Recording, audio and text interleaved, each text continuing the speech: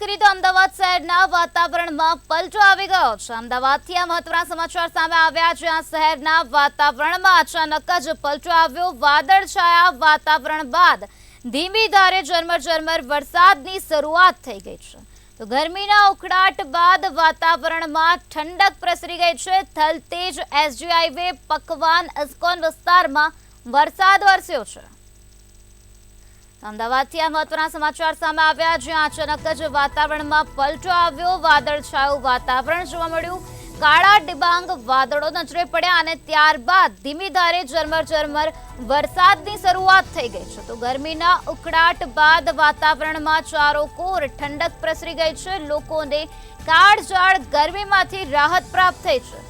અમદાવાદના થલતેજ વિસ્તારમાં વરસાદ વરસ્યો છે, તો આ સાથે એસજી હાઈવે પકવાન ઇસ્કોન વિસ્તારમાં પણ વરસાદ વરસ્યો છે।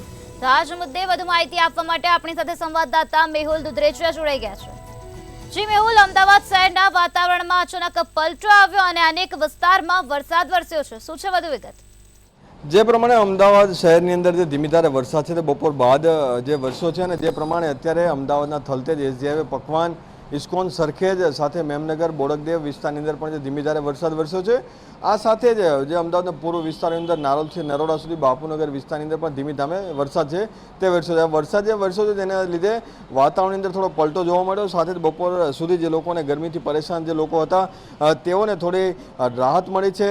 આ સાથે અચાનક જે વરસાદી ઝાપટું જે પડ્યું છે ધીમી ધારે, તેના લીધે જે વાતાવરણની અંદર ઠંડક પણ પ્રસરી છે અને સાથે જ જે લોકો જે હેરાન પરેશાન જે થઈ રહ્યા હતા તેમાંથી તોને થોડી રાહત મળી છે। આ સાથે જે ધીમી ધારે જે વરસાદ વરસ્યો છે એના લીધે રોડ રસ્તા છે તમામ જે વરસાદના લીધે પલળી ચૂક્યા છે। તો ઘણી જગ્યાઓ પર જે વરસાદી પાણી જે ભરાવાની સમસ્યા પણ જે સર્જાય છે। વાહન ચાલકોને થોડી સમસ્યા થઈ છે, પરંતુ જે વરસાદ જે ધીમી ધારે થયો હતો તેના લીધે જે લોકો છે તેને ગરમીમાંથી થોડીક જે રાહત છે તે જોવા મળી હતી। કારણ કે જે વરસાદ જે છે હવે હવામાન વિભાગ દ્વારા પણ જે આગાહી કરી દેવામાં આવી છે, તો આગામી દિવસોમાં પણ જે ભારેથી ભારે વરસાદ રાજ્યની ઘણી બધી જગ્યાઓ પર છે જોવા મળશે।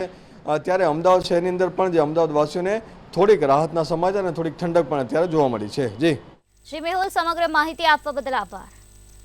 તો જે રીતે અમારા સંવાદદાતાએ જણાવ્યું કે અમદાવાદના વિવિધ વિસ્તારોમાં વરસાદ વરસ્યો છે, જેના કારણે વાતાવરણમાં ઠંડક પ્રસરી અને લોકોને ગરમીમાંથી રાહત પ્રાપ્ત થઈ છે।